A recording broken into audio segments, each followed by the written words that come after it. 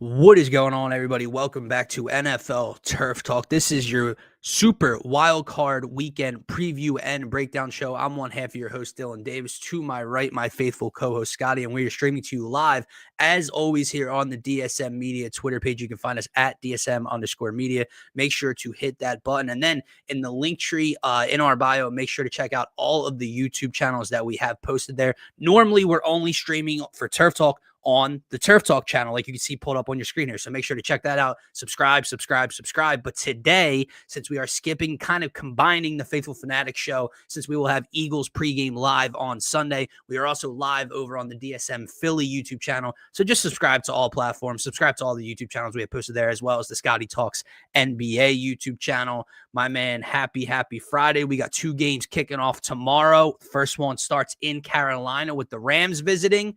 3 games on Sunday, and then, of course, Monday Night Football to wrap up this long weekend. Texans-Steelers, with the Steelers hosting in that one. So we're going to get into our full predictions of each game, any best bets, our preview. I have my bracket written down and filled out here. You texted me some playoff power rankings 1 through 14. We'll get those, get involved and kind of run through it there and see who we think is the strongest team, the favorite to win the Super Bowl. It's time. Get to business. It's difficult, man. You said it since like week 3. Parity across the league. And you look across this bracket, man, and you see Denver and New England with Drake May at the top of that bracket. Josh Allen is a 6 seed. There's no Patrick Mahomes, as we know. There's no Joe Burrow. There's no Lamar Jackson. There's a lot of new faces, younger faces in the AFC. Looking to make a deep run and maybe win a Super Bowl here. And then over in the NFC, you obviously have the defending Super Bowl champs in the Eagles. You have teams like the team like the Rams and the Packers that were there last year. But you got new faces here as well. You got Seattle as the 1 seed led by Sam Darnold. The Bears are the 2 seed led by Ben Johnson and Caleb Williams. The Panthers are hosting a playoff game. The 49ers had to fight for the 1 seed when no one was kind of expecting them to be that dangerous this year. So a lot of parity across the league. I'm excited to get into it with you and what's going on. Yeah, no, man. Happy Friday. We got a big weekend ahead of us, as you've already laid out there for us on a nice plate. I'm so excited for like real football. The last 2 weeks, right? The last 2 weeks have been, right? That's how it goes. Unless your team is like playing for a division still, playing for a playoff spot still, it's not really exciting. A lot of starters are out. Specifically week 18, maybe not so much week 17, but week 18 definitely. So I'm happy to get back to the serious stuff with the best teams playing each other. And yeah, man, I'm excited for it because of what you said. There is so much parity. So I think there is a lot of toss-ups this week, I would say, in the matchups. There's only a few that I'm actually like really sure in, I would say. But no, happy Friday, man. I thought, you mentioned the power rankings here. I sent you kind of like a rough draft, like a template to kind of go off of, but we can decide right here on air. We can listen to the commenters if they have any thoughts, of course. But maybe start from the bottom. Maybe that's a little bit more to agree on, and then work our way up from there. But yeah, that list I sent you was not it wasn't set in stone by any means, because it's tough. It's tough to specifically pick a top team. That was maybe the hardest part for me. I don't really know who the best team. Yeah, because at that point, you're basically saying this is who I think is going to win the Super Bowl. Like that would be your favorite to win the Super Bowl, when maybe that's not really what the power rankings are about heading into Wild Card Weekend, I think is what you're getting at. Like the list you sent me, it's annoying. I was trying to pull it up on my computer to my right here in our text. I can't, so I have to go on my phone for it to keep up with you. But I got it here in front of me as well. There's a difference from who might be 1 and 2 heading into the postseason. If a team's on a 7, 8, 9 game win streak, like some of these teams are, they're going to be leading the way. But at the same time, like maybe Seattle's 1 or 2 for you. Yeah. But Sam Darnold and the Seahawks aren't your favorites to go and win the Super Bowl and get the job done, right? So it's a little different. You kind of combine them. You mentioned it's a rough outline, so we'll see what the viewers think about it as well. But yeah, let's start with number 14 here. I would assume we're in agreement here, and I would assume anyone watching would be in agreement here. Who's number 14 when it comes to these 14 playoff teams? The Carolina Panthers, right? Like, as Sure, fun as it sure. is, as fun as it may be that they won the NFC South, however the hell they did do that, right? Atlanta had to beat this team, even though they lost to Tampa. They make it. I think it is cool to see a new team, to Sure. see the Panthers get back onto the big stage, I guess you could say. But yeah, they literally have a below 500 record. Like, yeah, they're the worst team going into the postseason for my money, brother. What about you? How do you feel about that? That's One too thousand you. percent, 1,000%. I really don't know that it's all too close for me. However, the ironic thing, I said this to you earlier in the week, and I still think I stand by it. I got 24 hours about to kind of figure out where I'm leaning here, where I want to go. But Panthers plus 11 or 11 and a half. You can get like 11 and a half at like minus 120 on Fanatic Sportsbook, dude. Yeah. At home, Rams traveling across country. I know it took multiple turnovers from Matthew Stafford in this game, 3 of them, I believe, to win by field goal. But the Panthers did win their head-to-head matchup at home against the Rams earlier on in the year. They did score 31 points against the Rams a couple of weeks ago. However, you are 10.5 point favorites. They're a 4 seed, to be fair, but really they feel like the worst 7 seed in the bracket. We have no idea what we're going to get out of Bryce Young. The weapons, Ted McMillan went over 1,000 this year. I think I undersold Ted McMillan earlier in the week when we brought him up, when we brought up Carolina's weapons. I didn't know he had 1,000 yards, though, to be clear. Yeah. Until we looked in that moment, I didn't know that he had that many. But. And then you just kind of go down the list from there, and you're talking about a Jalen Coker or an Xavier Legette, and then you got the duo like Rico Dowdle, like ran for what, like 200 and like back to whatever it was, a couple in the middle of the season. And Chuba Hubbard's fine. They have no one, even he's a rookie. Even a Ted McMillan is not standing across from anybody on the other side of the line of scrimmage. And do I want to use the term like striking fear into them? I know what you mean. Yeah. They just don't have a lot. This is Bryce Young's debut. Defense could make things interesting. I love J.C. Horn. I think I like them to cover a lot, to be honest with you. But yeah, when we get to this game, they're the worst team in the playoffs. Yeah, no, I think you said it very well there, man. It's hard to not put them in that spot, quite honestly. And yeah, it'll be interesting just to see how competitive they can be. I would put it that way, right? Yeah. Who do we got next, man? Who's coming in at 13? So this one's interesting, right? Because there's a couple teams that I had listed above them, but they do have injuries. So like I don't know. Like the team I'm talking about right now at 13 is the Pittsburgh Steelers. They're 10-7. You mentioned it when we just talked about Carolina. I do think the Steelers are significantly better than the Carolina Panthers. I'll throw this to you though. Is the first round matchup heavily influencing where I have the Steelers in these rankings, or how do you feel about the Steelers going into the postseason? Because I think I'm looking at the Steelers. I'm not just looking at them. I'm looking at them versus the Texans, right? Yeah. And that's where I'm like, this is going to be a struggle fest. And don't get me wrong, DK Metcalf being back and available for this game helps, changes that offense quite a bit. Don't want to undersell that, but when we are looking at that Texans defense and the way that they've been playing, and this is not a Texans team that the first 3 or 4 weeks of the season, I think I said to stick a fork in them. And I was talking about CJ Stroud and this offense just being lifeless again.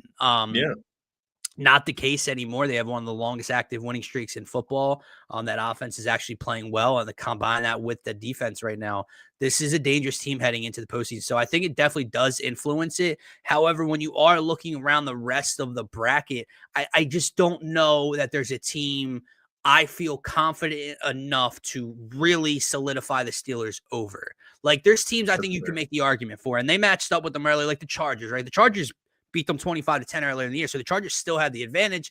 But if you were to ask me, okay, DK Metcalf comes back, Steelers at home or Patriots on the, and that's again going with the matchups, but the Chargers would be a team maybe the 40 or I feel like that's disrespectful to say. I know. No, maybe let's just go there now, because the 49ers I do have at number 12. Okay. It does feel disrespectful though. But 12-5 could have been the 1 seed.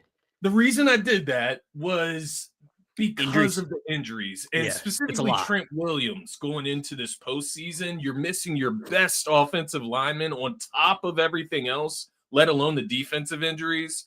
That's how I came to that conclusion. But is that Seattle last matchup of the week, 3 points from that San Fran offense, is that sticking in my head as well?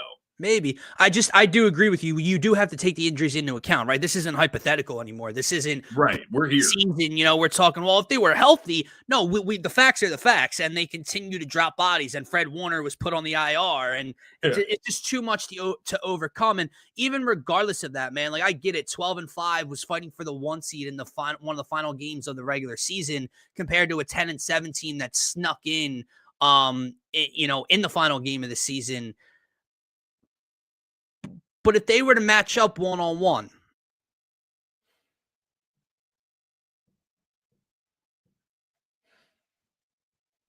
would you not take the steal? I don't know. Like, home field would definitely matter. Yeah, for sure. If they're that close, though, Yeah. that's what I would say. And that's kind of what I'm getting at. If they are that close, then it's at least a conversation. Besides the Niners and possibly the Chargers, I don't see another team that I can really put the Steelers in the conversation with. Okay. And so that leads me to maybe number 11 and 10 as well, because I had Green Bay at number 11, Interesting. LA Chargers at number 10. Interesting. Am I being disrespectful to Green Bay? I'm just thinking no Micah. Yeah. I don't know. Definitely changes things. You know how I feel about Jordan Love. You know how I feel about the weapons on the outside of Green Bay, but they are out. Obviously, no Tucker Kraft, but they are starting to get healthier. They are healthy heading into this matchup. That's fair. Here's where I would bump Green Bay up, and let me tell you why. Spoiler alert. I have Green Bay advancing in this matchup. I think Green Bay walks into Chicago and beats the Bears on Saturday night.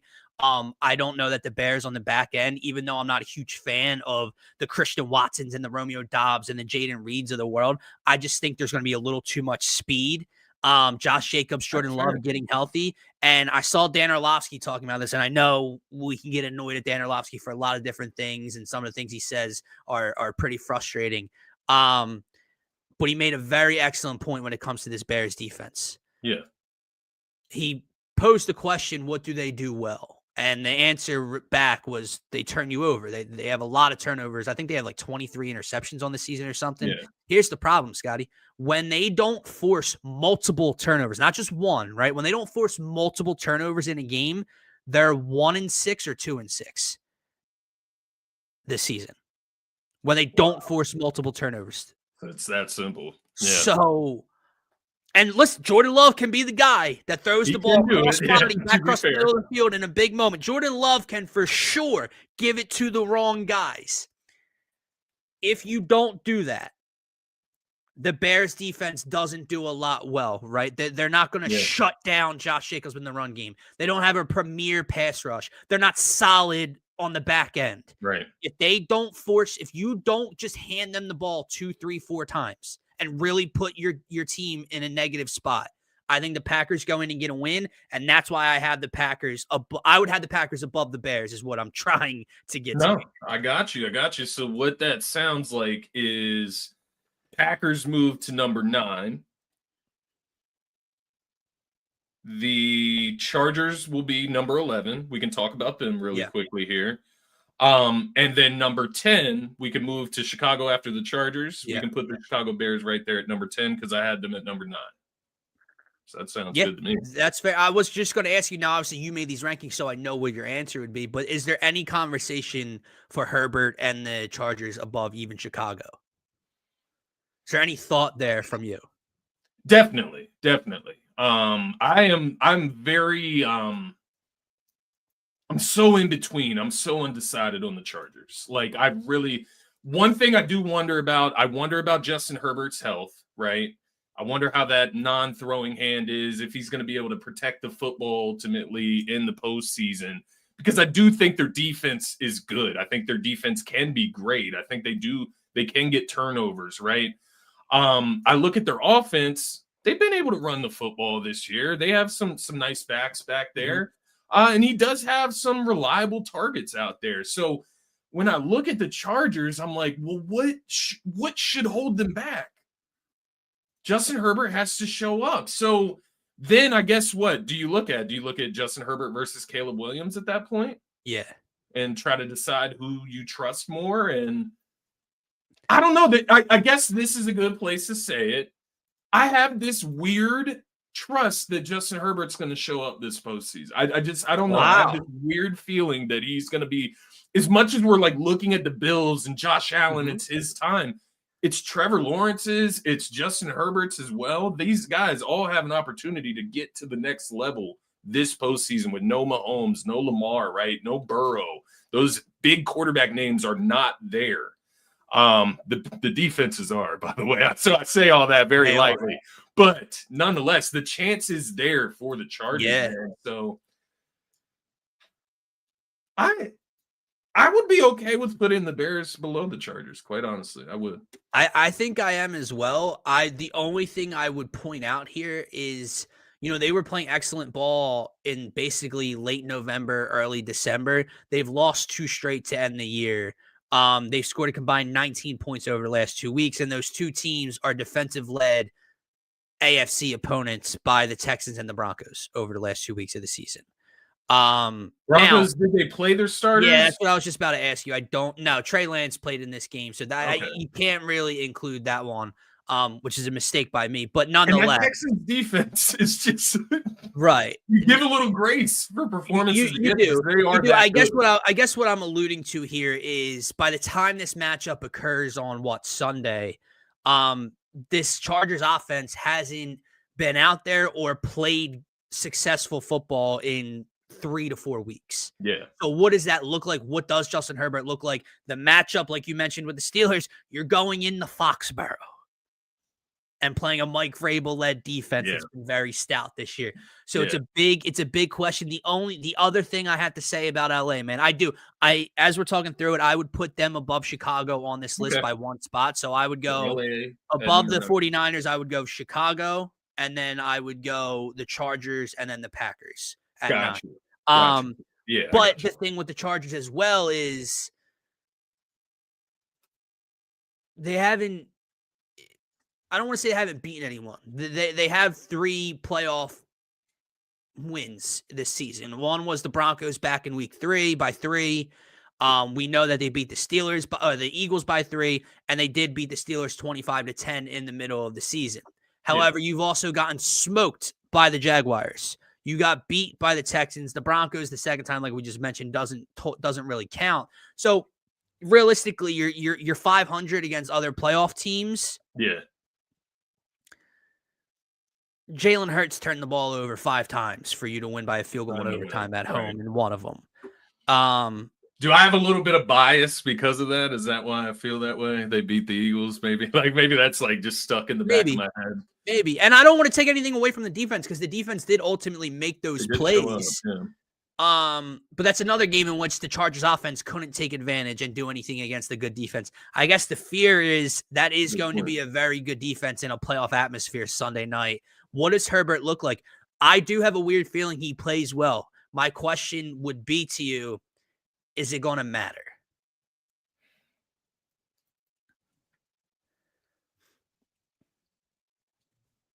Should we move to number 8?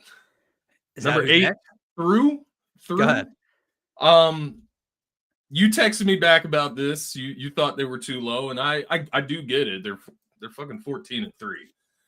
I had the Patriots at number 8, and explain.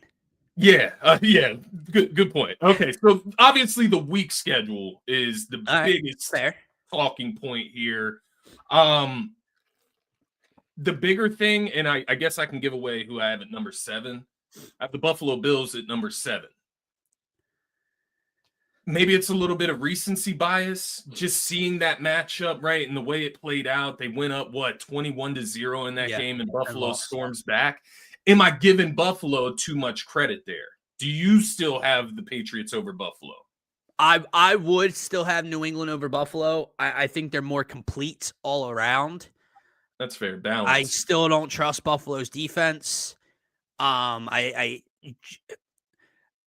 Josh is going to either have to play Superman type ball or not conservative is not the correct word at all, but like he cannot afford to turn the ball over this early. Like not just in one game against Jacksonville. Oh, for 4 straight games if they want to get to where they want to get to, right? Like you do have the league's leading rusher in James Cook this year, or that leading offense. But I would put New England slightly above them. I think they're more complete all around. I think that's fine. And I think there was a little bit of recency bias in that. And, you know, I will say this as well. I think there was a little bit of thought with the Buffalo Bills. It's like it's now or never, man. What the fuck? Like when? But I guess to your point, you could argue. I mean, get Josh Allen some better weapons. I guess he could have a better opportunity going forward. I don't know. I go back and forth with that idea because he's had better weapons in the past, right? We've seen that, but he's a better version now of himself than he was in the past. I agree, more mature version as well. We would hope. Yeah. It's funny that we just talked about Herbert, we talked about Allen. I want to save the question I've written down for after the power rankings breakdown, but we'll come back to that kind of conversation. So I would put New England over Buffalo. I get the comeback. That was in Foxborough as well. I just think when you're talking win or go home, the more complete team, the defensive minded team. Yeah, like of course Josh is still better than like we would say like, oh, Josh Allen's top 2 or Josh Allen's top 3. Drake May's not 2 or 3, right? Or 1. But Drake May's playing just as good as Josh Allen this year, if not better than Josh Allen this year. So you have an MVP candidate and a young quarterback in Drake May. You're the higher seed, which means you're home. Buffalo's got to go on the road. I would trust the Patriots a little bit more. To your point, just regarding that recent matchup that I was kind of leaning on in a sense there, they did go up by 21 points in that said game. Like that did happen too. They just lost the lead. Obviously, they had a meltdown. So you can take that both ways, right? Like that's not a good, necessarily all positive or all negative. But I think I'd have to go back and look. I'd have to go back and see how it played out in that weird game in Buffalo earlier in the year when New England beat them. I remember, I think Josh fumbled. I think James Cook fumbled. There's a lot of stuff that took place. I don't know how the Bills handled them. I can't remember if they just beat them. But let's just imagine they've played 8 quarters of football this year. Let's say New England let's say New England's won 6 out of 8 quarters against the Bills so far this year. Right. Yeah, they had to come back. They're 1-1 against each other, but New England has handled them for the most part, I would think. And what I would add on to that is that when Buffalo loses to New England, it doesn't really matter how it happened. Yeah. You know what I mean? Where New England is coming at into this season, not where they're at right now, obviously. Expectations have changed. But coming into this season, we just didn't expect them to go out and win their division over Buffalo. Let me ask you this to Martian's point, man, because we've seen quite a few playoff teams either squander leads or come from behind this year. Is the NFL not that it's as easy to do it, or even that it's easy in the NBA, but in the NBA, at least the last couple of seasons, right? The way the game's played, the pace of the game nowadays, the NBA, a 15-point lead in the NBA isn't what it used to be. Right. Like you can, we all remember the Sixers in 21 against the Hawks being up over 20 in said game, right? We've seen that quite a few times this year, man. Like you have the New England Buffalo game you're alluding to. Martian points out that we were up 21-0 on Dallas and lost that game. The Rams came in the Philly and spanked us in the first half when we're up by 20 or 19 in the third quarter. We come back and win. Denver was down by God knows how many against the Giants at one point and won. The Bears were down by double digits with 4 minutes left and won a game. The Packers game, we saw them come from behind. Is the league, when we get to postseason time, is that something to look out for? No, I definitely think it's something to look out for, especially if your defense, one, isn't sturdy. Now, I think the Eagles' defense since that point, they've became a lot more sturdy. But you could argue when those collapses happened, it was probably because the offense more in reality. But no, I think across the board, just understanding that you can be up by 21, you could be up by 2-3 possessions in the third quarter. And there's still a possibility in this day and age of the NFL and how it's played that a team could come back and surprise you. So don't take any leads for granted, right? Like you think back to the Super Bowl this past season, Eagles up by so much in that Super Bowl. And I remember I was still up until that Smitty catch, that knockout punch, Didn't I feel was okay. still sitting there like, no, I don't believe nothing until that final whistle. Yeah. That is Patrick Mahomes. So, like, on a lesser degree, obviously, I think that could be said across the board in the playoffs because, once again, there's so much parity this year compared to previous years. There is no, like, there's no juggernaut team, man. Like, if I had to pick one, it would be based off of past experience, right? Like, and that I don't know that that's entirely fair. So it's like, I don't know. This list was confusing, as you can probably. It's difficult, and we're only halfway through it, which I think gets us to our number 6. Are we at 6 now? We're getting to 6, so it's perfect timing that he joins the conversation now because evidently it's spooky. It's spooky for the Eagles on Sunday. That's where we have them in basically the middle of the pack. That's where Scotty has them. We'll get we'll get to them later on, but he's scared for Sunday, and this is where again he finds a way to lose me with what he's talking about. It's okay to feel scared. To Scotty's point, being nervous, it's a win or go home situation. The Super Bowl, we were up by 100, and you still didn't feel okay. But this is just infactual. This is just not true. Like this, an uphill climb. Yeah, like let's just call it what it is, Pumper. This is stupid. In no way, shape, or form is Sunday afternoon an uphill battle for the Eagles. It's just simply not. They're 3.5-point favorites. They're at home. San Francisco is incredibly injured. The Eagles are getting healthier. The Eagles have the best. I know we were going to talk about the Texans defense, and you can argue, back and forth whose defense you would take on any given Sunday, but the Eagles are arguably, statistically, had the best defense in all of football for the past 2 seasons. In no way, shape, or form is Sunday an uphill climb for the Eagles against the 49ers. Yeah. I do think that's crazy. Like, it's okay to feel nervous and have nervous, yes. Sure. Nervous. Especially with the way that offense is performed. Nervous is fair, but to sit here and act like we didn't just watch the 49ers score 3 points at home for the division title on the line, as if that's not a big stage for them to be present and play their best at, that's a bit ridiculous. But I do get that, Brian. Like, I really do, Pump. Like, the offense has been putrid. But when you look at this matchup specifically, let alone the fact that I do have some underlying confidence in the offense to just get on track. I really do. I don't know. May not end up meaning anything, and they may not end up happening. I have this underlying blind faith that the offense, the talent will shine through come postseason, come big stage.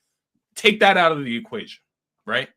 When you look at this matchup against the San Francisco 49ers, their weakness is their defense. Our weakness, our offense. Our strength, our defense. Their strength, their off. So you could say it works both ways in a sense. Sure, but I would rather have the better defense because defense wins championships. And then I look over at my offense and I see the talent on it. Yeah. I can trust that the talent's going to shine through enough against a beat-up San Fran defense. But I do get it. As I talk through all of that, Kevin Petula does stick in my mind. No, Nick he does. He does. And as much grief as Nick caught for, playing the backups in Week 18 and losing the 2 seed, the Eagles got the best matchup for my money that you could ask for, at least in Wild Card Weekend. However, the rest of the dominoes fall, the rest of the chips fall after that, right? If we win and have to play the Rams instead, we could have hosted someone else, whatever the case may be. I do love this matchup. They cannot generate a pass rush. They do not stop the run well at all. They just lost Fred Warner. Like, I'm not trying to pile on to Terry's grave here, but you're already down so many pieces, and you lost both of your starting linebackers, one of which is one of the best players in all of football. Yeah. Trent Williams, you were alluding to it earlier on the other side of things. I haven't seen that he's out, but even if he's he's very beat up at an older. Well, I saw that he and Ricky did not practice. Okay. I think it was yesterday, which usually leans that they're not going to be able to play come game day. Now it's playoffs; they'll do their hardest to get out there on the field, but. Is a 50% Trent Williams better for them than it might be? It might be better than the backup. Look, and I'll give Pumper some grace here because he's not being off the wall right now. But to like this point as well, I agree with you. I think Kyle Shanahan arguably is the coach of the year this year for dealing with all the injuries that he's had to go through and have his team in the position that they're in. But like, yeah, Seattle's defense is electric, and that, it was in San Fran last week, right? Or was it in Seattle? It was in San Fran, yeah. It was in It was. right. So that same mastermind could only generate 3 points against the Seahawks at home in basically a playoff game, and now has to come here. And I'm not saying they won't find ways to do things. Christian McCaffrey, George Kittle, I understand. I was gonna say this. This isn't like the Deebo Samuel, Brandon Ayuk, George Kittle, Christian McCaffrey offense. Exactly. And I was even going to take it a step further. I was going to say this for Sunday. We will talk about it more on Sunday during the Eagles pregame. Kyle Shanahan versus Vic Fangio defenses specifically. They played in the last 4 games? 11 points scored, 6 points scored, 15 points scored, 9 points scored for San Francisco offense led by Kyle Shanahan against Vic Fangio. Those numbers, they don't mean anything. I'll say that to be fair. You wipe the slate clean, sure. He generally knows how to historically, and that's kind of what I mean when I go back to his uphill climb comment, because like you can feel like you can be nervous, you can have like these worried feelings, and the offense isn't just a feeling; it's actually like part of a fact at this point, right? It's what we've seen for weeks and months now.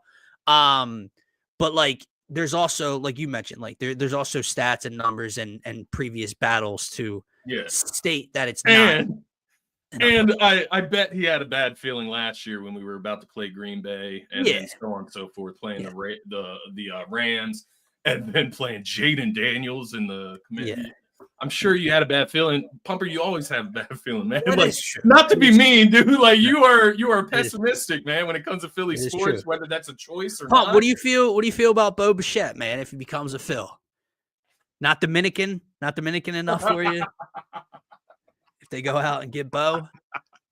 We'll talk about that on Monday. Hopefully he's signed by Monday, right? We're gonna go live later in the afternoon, Monday or early in the night, and hopefully Bo Bichette has that meeting and he's a Phil at that point. But yeah, no. So the Eagles come in at the middle of the order here at number 6. I'd rather have Kyle Tucker. I mean, yeah, look, I'm not gonna hate on that, but it's like, dude, Bo Bichette is Bo Bichette. I know. You just fueled Pump. Yeah, I know. God damn. Moving on. Top 5. Run through the 5 so we're not dragging this out. Yeah. Let's get to the games, man. Number 5, I got the Houston Texans. Maybe the best defense, 9 straight wins. They didn't win their division, so I guess I penalize them a little bit for that. Because I have the Jacksonville Jaguars at number 4. Trevor Lawrence finished the season fucking lights out, the best I've ever seen him, quite honestly. But we'll see if that can come to fruition in the postseason. 8 straight wins for the Jacksonville Jaguars. Number 3 and number 2, interesting, right? Who would I pick out of these 2 teams in a playoff matchup? I'm talking about LA Rams at number 3, Seattle number 2. I'd probably pick the Rams in a playoff matchup if I'm being fair here. So it is weird. And then number 1, we somehow get Bo Nix and the Denver Broncos up top at 14-3 on the season. You know what it was for the Denver Broncos, man? It was experience of Sean Payton, right? He's won a Super Bowl. He's been in the league for quite a while. And then you do have top 3 defense in the NFL, right? Whether you think they're less than the Eagles or less than the Seahawks, less than the Texans, whatever, they're a top 3, top 4 defense in the NFL. And Bo Nix is a dual threat. Yeah. That's where I think the interesting thing about those 2 teams as well, man, is the fact that they both are the 1 seeds. And I think the 1 seeds are incredibly important for those 2 quarterbacks, because Sam Darnold having to go on the road at all, I think changes the dynamic or how you view that Seattle team. I think Bo Nix a little bit less, but I think Bo being in Mile High helps as well, right? Like if New England comes to town or Houston or Josh Allen comes to town, it changes a lot. Mile High is just an advantage in itself, right? For Denver in every sport. Like they just have an advantage because of that altitude, man. Yeah. It's just ridiculous. But no, I do agree for a young quarterback for sure. I have to just spin around the block real quick and address these things. We'll address this further Monday. Bo Bichette is injury prone and sucks at defense. Bo was getting booed in Toronto for a while. Okay. He's not great on defense. He's not going to be playing shortstop here. They're going to have to move things around if he becomes a Philly. We're getting way ahead of myself here. Bo Bichette had a down year in 2024. He hit 225. Problem is he played 81 games. He was hurt. So there goes there. That's your injury prone thing, right? Here's the problem after that, man. I'm not going to count his first 2 years where he hit 311 and 301 because he didn't play a whole lot. He played 46 and 29 games. He was young, and then it was COVID. In 2021, he played 159 games, hit 298. In 2022, he played 159 games, hit 290. In 2023, he played 135 games, hit 306. In 2025, he played 139 games, hit 311, and hit a 3-run home run off Shohei Ohtani in Game 7 of the World Series. Yeah, I will take Bo Bichette on the Phillies, guys. Let's calm the fuck down. All right? Like, yeah, if Kyle Tucker's an option, sure. Yeah, sure. We don't know. We'll see, man. We'll see how the meeting goes Monday. We'll talk about it. Don't worry. We'll have more rumors by then. Yeah. Or maybe a done deal. Who knows? But yeah, no, I like the rest of your list, man. If you had, let me ask you this before we get into kind of our brackets. I don't know if you did one. I have my bracket written down here, which is basically my game picks for this weekend. Yeah. However, forget power rankings. Give me your number one. Give me who do you think I get? Like, it might be giving away your Super Bowl pick, but like, who do you think is the strongest team heading into the postseason?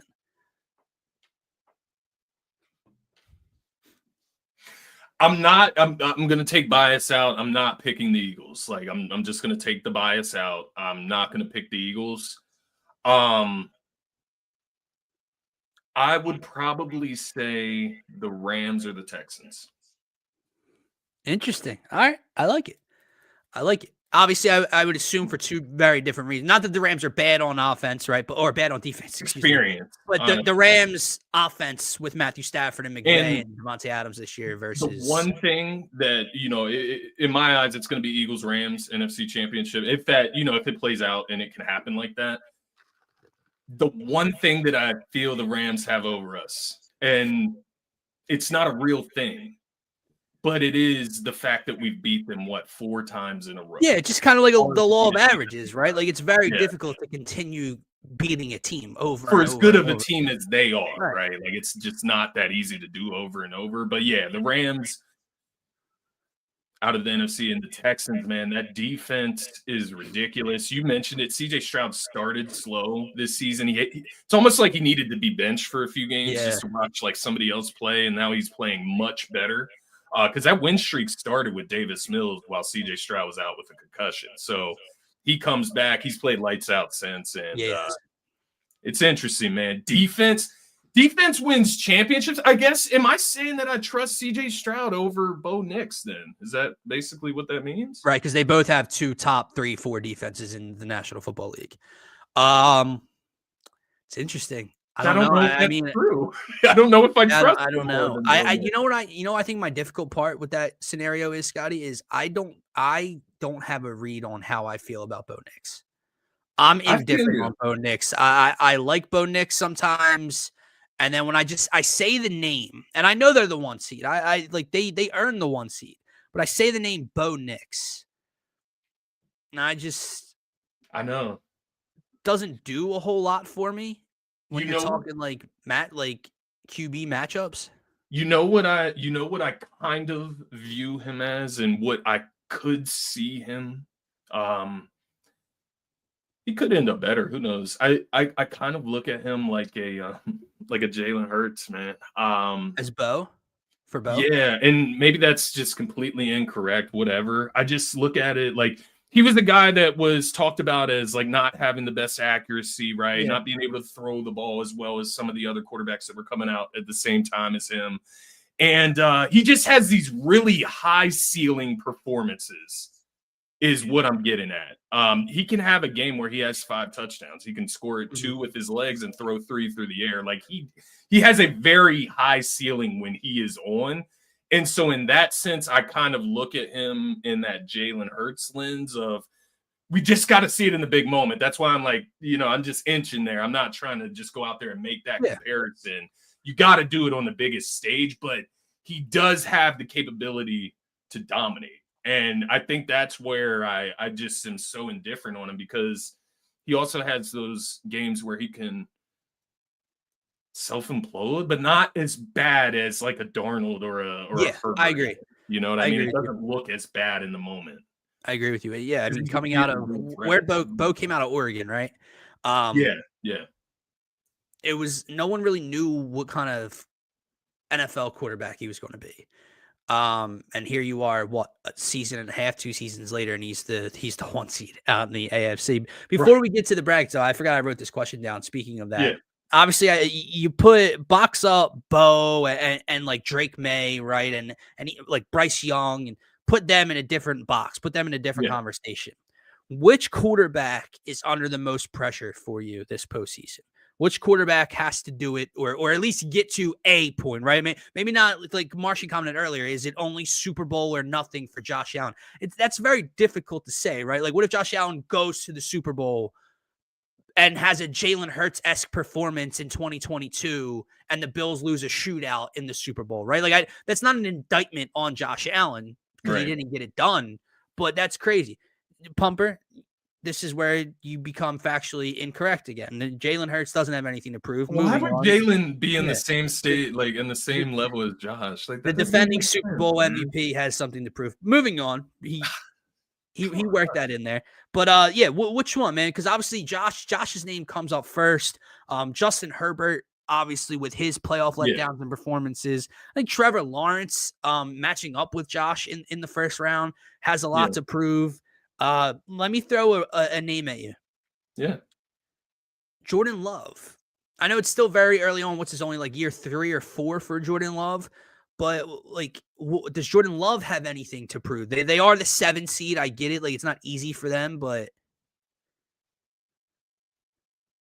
Yeah, I think that's a fair question. I mean, when you look at Caleb, who could be the guy that knocks him out, because for my money, expectation wise, Green Bay getting 1 W in the playoffs would be success this year. Like, and from where I have my expectations for Green Bay, I would look at a win over Chicago as success for the season. You lost Micah Parsons. That's gonna steal some momentum, right? Like, it is gonna draw back a little bit, but no, I think he would be in the top 5 of the quarterbacks with the most. Let me throw another one your way, man. Aaron Rodgers. And maybe not for the same reasons as others, right? Like, it's just that how much longer does he have? I'll throw another one. Matthew Stafford. Yeah. When does it get better as a Rams quarterback if you're Matthew Stafford? For sure. The team I think that's an excellent point in terms of, if not, like, Stafford would fall under one of those categories. If not today, when? Like, right? Like, if not this year, when? Devontae Adams, Puka right now, Kyron, that defense. You're playing like an MVP. You're only getting older. How much longer is Matthew Stafford with those injuries, history? How much longer is he playing at a level? Rodgers is a little too far past that for me, right? Like, Rodgers, I feel you. Yeah, 40, right? Like, at 38, 30, I don't know how old fucking Aaron Rodgers is at this point. He doesn't have much. He doesn't have anything to show, but Stafford, I didn't even mention Sam Darnold, man. Sam Darnold's in like that weird intermediate spot where, like, I guess I didn't throw him in that box as well because I don't care. You know what it is? You know what it is? It's that he doesn't have to win for him to like have pressure relieved. Yeah. He just has to be he has to not be the reason that they lose. That's why I don't know that it's a ton of pressure. Because he could just go out there and play turnover-free football and it not be his fault. And then, it's hard to blame him. And then maybe the pressure's off a little bit, right? Maybe the defense gives up 20-plus points in that said game and they lose that way. So it is a little different for him. But I think that just speaks to our expectations for him as well. It's funny, man. But to your point. All right, let's get to this bracket, man. I'll run through this, and then obviously you get to your picks for the bracket as well and this weekend. Then we'll get on out of here. Yes, sir. But I keep going back to a second round matchup now that I'm looking at it. Like, I wrote it down, so I'm going to stick with what I have. And I don't know why I just started thinking about it. Since we started talking about Sam Darnold, I've become less and less sold on the Seahawks in the postseason. So they obviously get a bye, 2-7 Packers, Bears. I had the Packers winning in this one. and moving on to Seattle. And that's the game I keep getting stuck on. I think this arguably could be the toughest game or top 2 toughest games to pick throughout the postseason because, man, I don't know what Sam Darnold I'm going to see.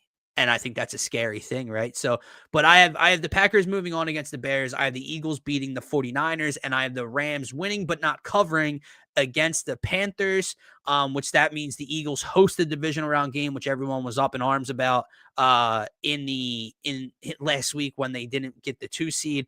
I do have Seattle written down and advancing as the 1 seed to the NFC Championship game, and then surprise, surprise, I have the Eagles moving on to play Seattle in the NFC Chip. Over in the AFC, Denver gets the bye. I have New England moving on over the Chargers on Sunday Night Football. I have the Bills beating the Jags on Sunday afternoon.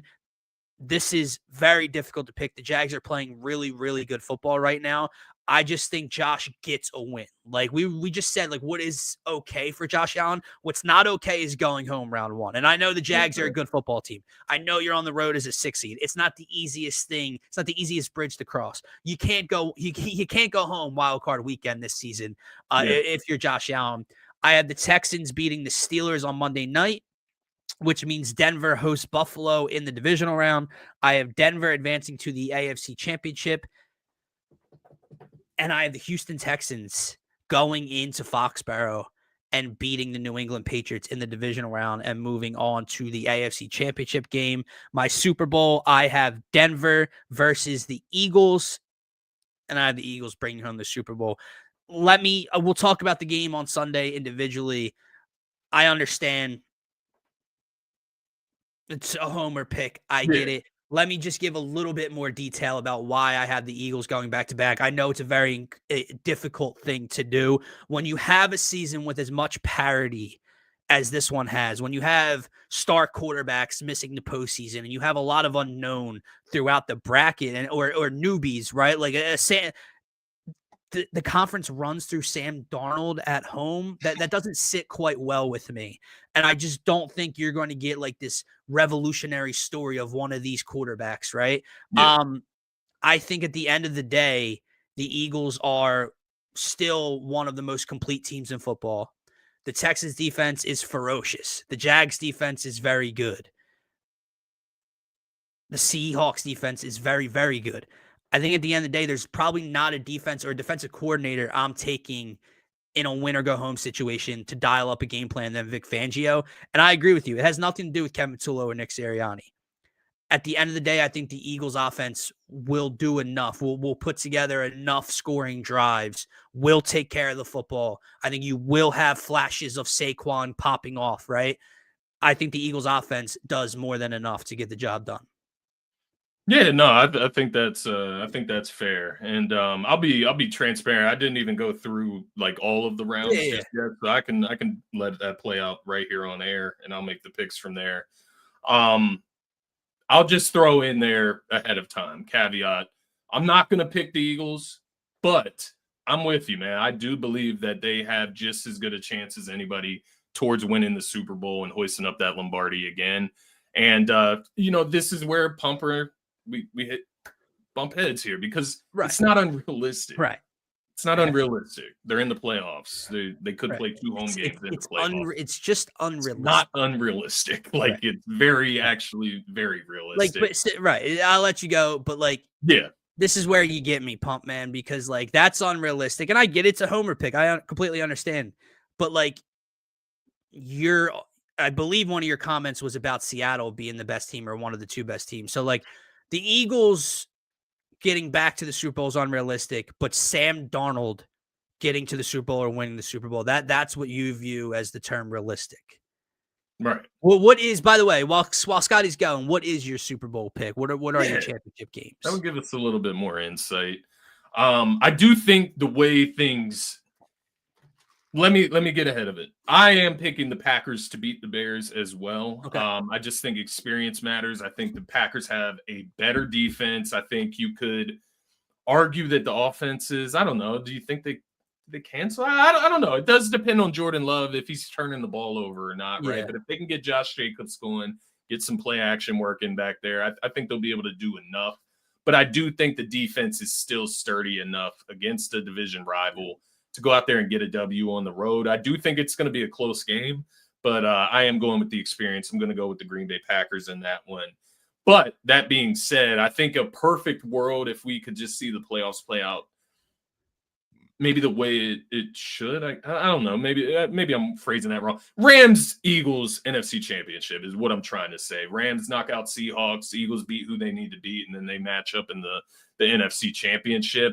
The way this is going to play out, it's going to be the Rams going to the Eagles in the second round because I do have Green Bay ultimately beating Chicago. I have the Eagles beating San Fran. We'll obviously get into that on Sunday in the Eagles pregame.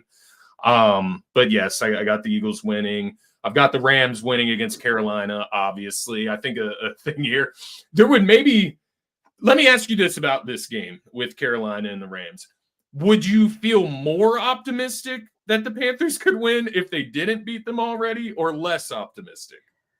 Less. I still think less, right? Like, because we do talk about like, oh, well, the Eagles have beaten the Rams. It was only once. And if the Rams had beaten them, right, if Matthew Stafford turned the ball over 3 times on the road and still pulled out a win, like, dude, there's no chance. The fact that I've seen them accomplish it in the middle of a season where Stafford's an MVP and the Rams are talked about like the superior team in the league, then it's like there is that sprinkle of a chance, a glimmer of hope, I guess, even though the spread says otherwise.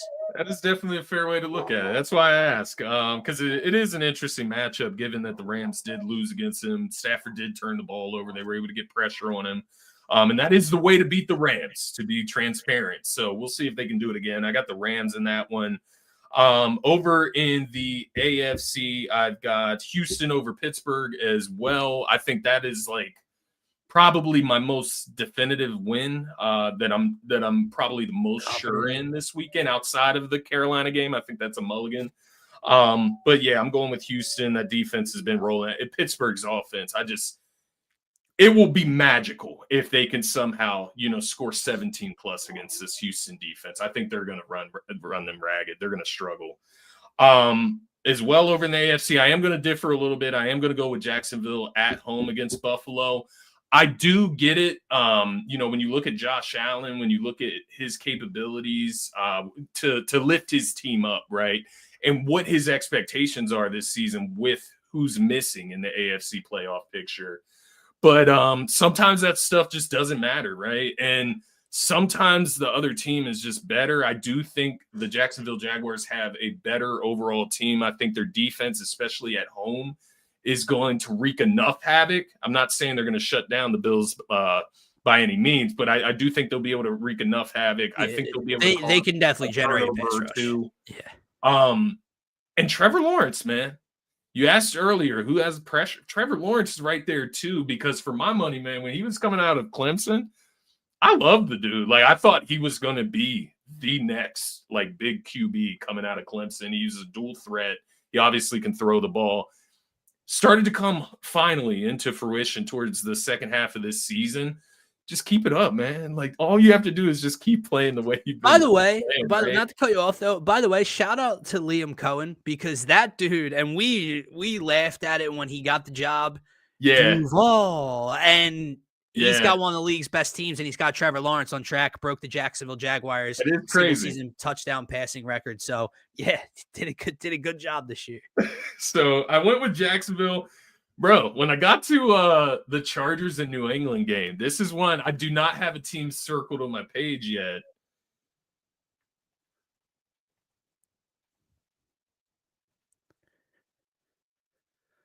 You know you want to do it. Do it. Do it. Do it. Do it. Do it. Like it's two different things going against each other. Like two things that I've said this season. Earlier, I gotta say one thing. Yeah. It's just funny, a little funny though, because back in the preseason, you gave me 2 like Cinderella teams that you had. One was the Cardinals, went the wrong direction, right? Didn't go your way. New England was the other team, and you hit the nail right on the head with this one. And it's just funny though, because like looking back, and now you're like, I think they go home the first round, and they've had a great season. I know, man. And it's like they're 14-3. They have had a great season. Drake May will probably win MVP. I know I said it earlier, right? Justin Herbert. Does he show up for this game? I'm gonna go with my preseason sweetheart. I'm gonna go with the Patriots and just ride. I'm gonna ride with Drake May, the MVP candidate. I'm gonna ride with the team that's 14-3 and won their division, has home field advantage. But that week schedule, it does worry me a little bit. It wouldn't. It's not even that it would worry me if they had a medium, medium type of schedule, right? When it comes to difficulty, and maybe they lost more of those games against like playoff competition than they won. It's almost worse for me that they haven't played as many playoff worthy teams to just get the experience. That's the worry from the weak schedule. It's not losing to this team and beating this weak team or anything like that. It's the fact that you just didn't have to go against so many of these playoff caliber teams. That being said, I do think if Justin Herbert is any sort of injured or, still dealing with something with his offhand, off wrist, I just think it's going to be too much with that Patriots defense. You mentioned Mike Vrabel earlier in the show. I'll go with the Patriots in this one. They're more balanced. So what do we got now? We're in the divisional round. So I have the Broncos. If I had the what? It would be the Texans or no? So yeah, the Texans would go to Denver, and then Jacksonville would play New England. Houston and Denver, man. Fuck. Yeah, that's how I felt about Houston, New England.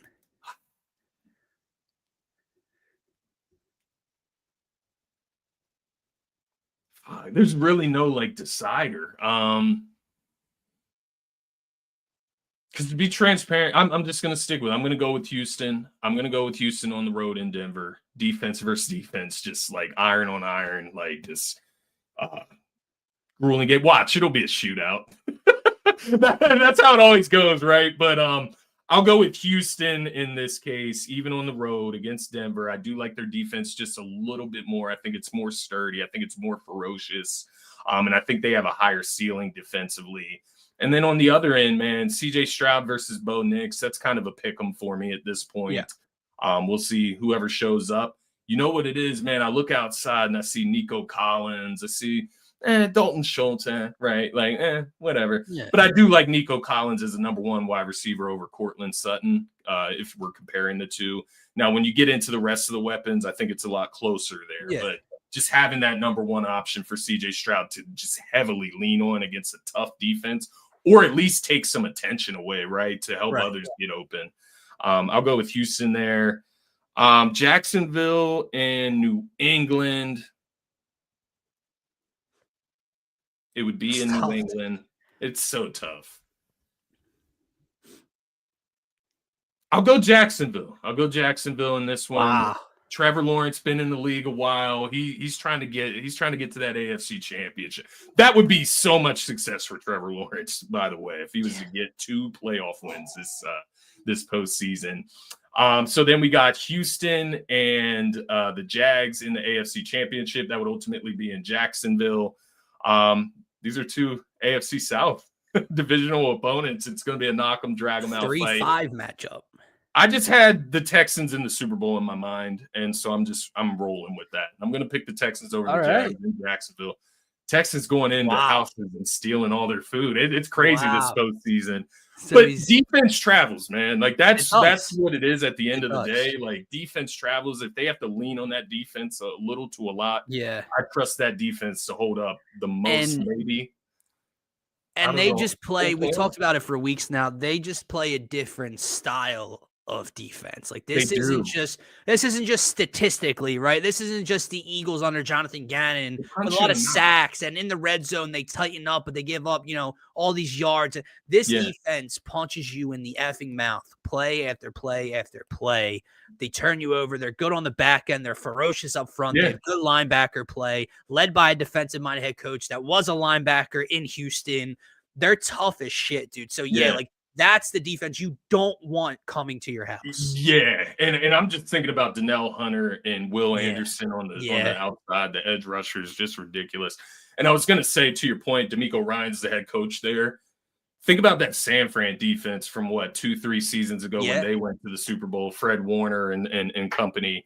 It's very similar because they played a smash mouth brand of football as well, and that's what the Houston Texans do. I think it's going to help them get where they're trying to get to. Over in the NFC, so I have the same matchups as you, right? You have Eagles, Seattle? Eagles. Well, So no, I just mean in the divisional round. So you have Eagles, Rams, Seattle, Packers. Yes, correct. I'm gonna go with Seattle just given the injuries on Green Bay, right? Micah, even Tucker Kraft on offense, I think that's bigger than what it looks. Because Tucker Kraft isn't that household name just yet. But I am going to go with Seattle in that defense. I think Green Bay specifically is an opponent Seattle can go risk averse with Sam Darnold. You do not have to risk anything against that team. I think their defense will be able to hold up against Green Bay's offense. So I'll take Seattle in that case. And then I'm going to pick the Rams. He doesn't. I'm hoping that it, knock on wood, I'm hoping that it just I'm hoping that it kind of is like reverse karma, right? Like just I'm putting it in the air so it won't happen. But Rams come into Philadelphia. It don't even sound right. And beat the Eagles in the divisional round, and then you get Rams, Seahawks. I'm going to go with the Rams over the Seahawks experience. Stafford, kind of what Pumper did say, it's kind of a going away. I wonder if Stafford would retire if they ultimately won the Super Bowl. Yeah. Which takes me to the Rams and the Texans. I think the Texans defense, man, I think they could turn Stafford over. Like, think about Stafford, right? He's a sitting duck. I think they could give him hell, man. I think in order to beat Houston, I think you probably have to have a dual threat quarterback. Probably. I'm just imagining Stafford as a sitting duck. It's not to say that they couldn't beat the Texans by any means. I think they beat them earlier in the season. Did they? They played earlier on, and you know what? You saying that is like giving me nightmare. Not nightmare. It's not a huge deal, but I remember I live bet the over in the Texans-Rams game in like the middle of the third quarter. I only needed like 13 more points, and they scored like 3 the rest of the game. Let me find this game for you. Oh, was it? It was week 1. Yeah, 14-9, the Rams beat the Texans in LA. Now, so to be fair with that, like that's not the same Texans CJ Stroud offense. Right. It's a very different offense. But the Rams are great. They're a great team, and I think it would be easy for me to pick the Rams out of the NFC if the Eagles weren't there. Like I could have probably saved all the explanations. Like that's how much I am confident in the Rams over the rest of the NFC. I think the Rams are the only team that can knock the Eagles out of the playoffs. That's that's the best way I would phrase it. I think the Eagles have a better chance of beating the Texans than the Rams do.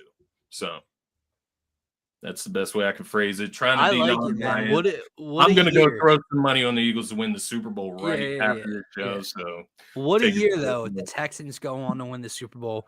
After where they start, were they 0-3 or were they 1-3 at least or 1-4 minimum? Yes, but I think they might have gotten to 0-3, and it wasn't just 0-3, dude. It was like the ugliest. Like we're sitting here as Eagles fans, like doom and gloom about the offense. That Texans offense was far worse in the first couple weeks of the season. Like they were 0-3. Yeah. Couldn't do anything. So different team right now. It's just funny, man. They signed Joe Mixon in the offseason too, and it just never played out. He started on the IR, never played.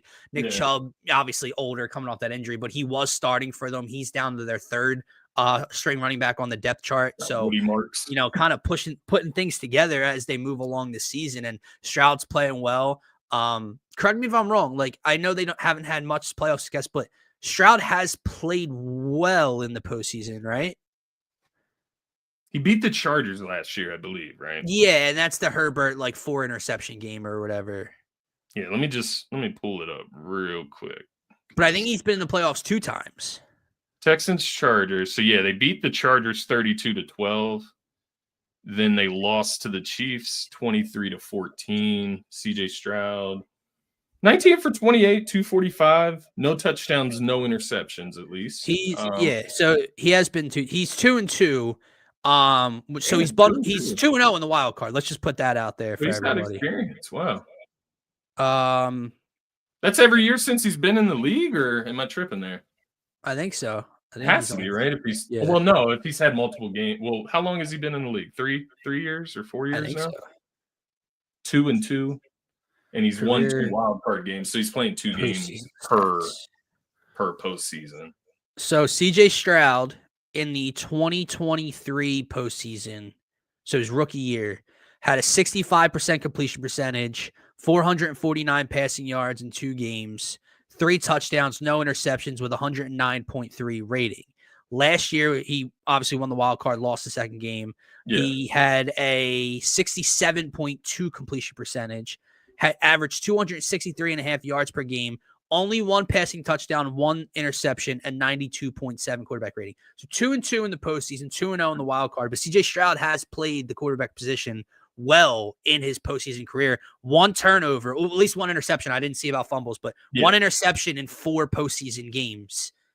Pretty impressive. You put that with this defense, changes a lot of things. So, yeah, man. About to get out of here. TR said, any Sixers predictions tonight? I think we're 4.5 point favorites in Orlando. Obviously, no Franz. Jalen Suggs, I believe, is out for Orlando, so they're not fully healthy. But Kelly came back. Trendon came back. Sixers are rolling, man. Obviously, they had the major letdown game that in the middle of the week against you and me. But the only thing that I think could get in the way tonight, because I would like the Sixers to win this game. I think they should win this game tonight, even in Orlando. It's an Eastern Conference opponents. We got to start stacking these W's against them, because the Western Conference opponents aren't easier. That's for sure. But what I would say, the only thing that would worry me is that, like, getting Oubre back, getting Watford back, are you going to extend that rotation a little too much? Try too many different mixes, right?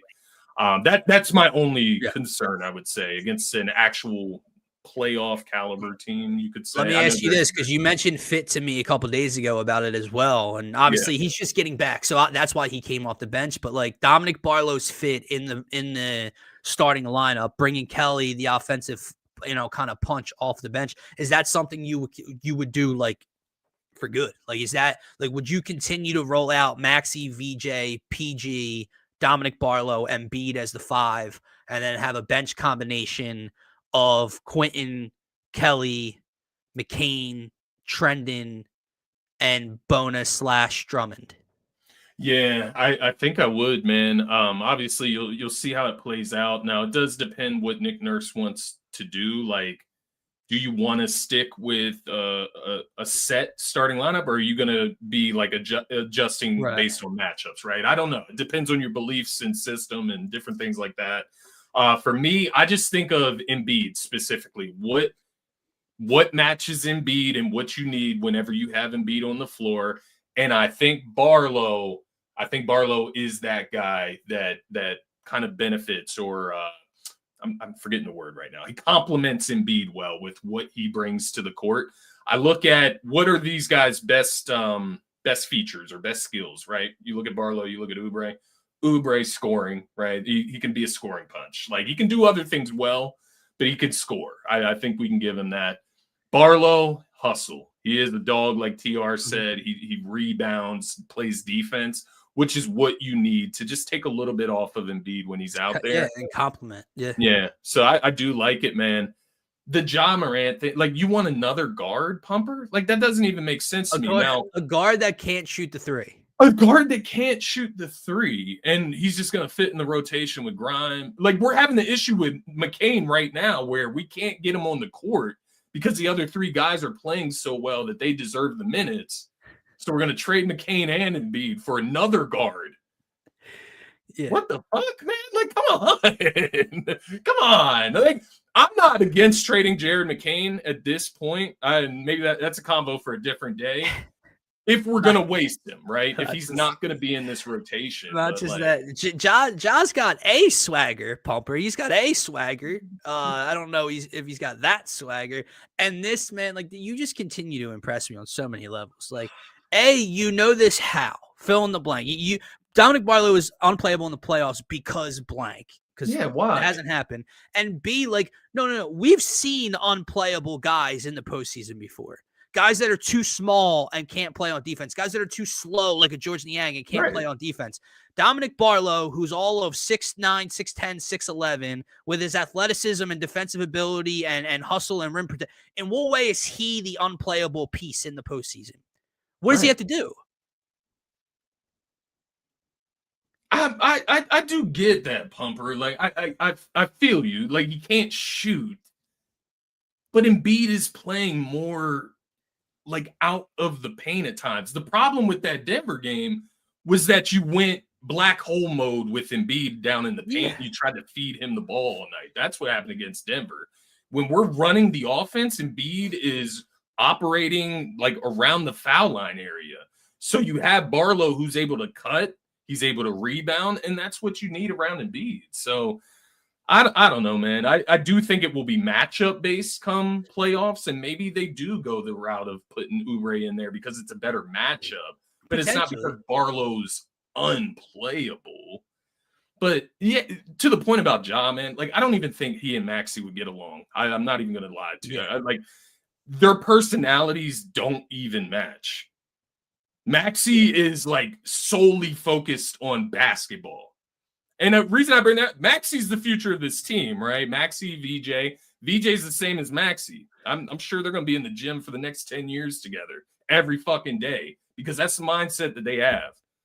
Don't think Maxey's pulling up with Ja at the strip club, bro. Like I don't see the fit here, and it would just be so much drama. Like that is all and they don't have the money.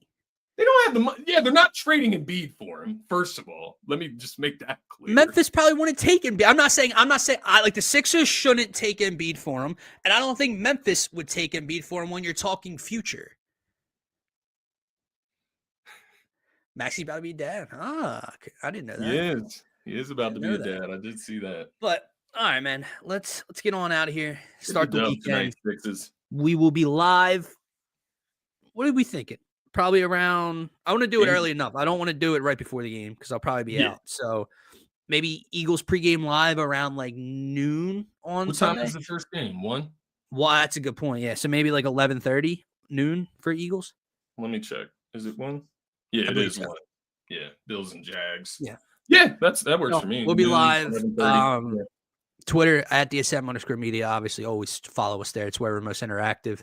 But if you want to be like Pumper, TR, Martian, D-Rab, anyone else, Pastor Rems, Digital Rems, whatever he goes by nowadays. His Rams playoffs kick us off to his Rams kick off the playoffs tomorrow afternoon, at 4:30 in Carolina. So make sure to subscribe, follow, enjoy the rest of your weekend, everybody. Peace, everybody. Go Birds.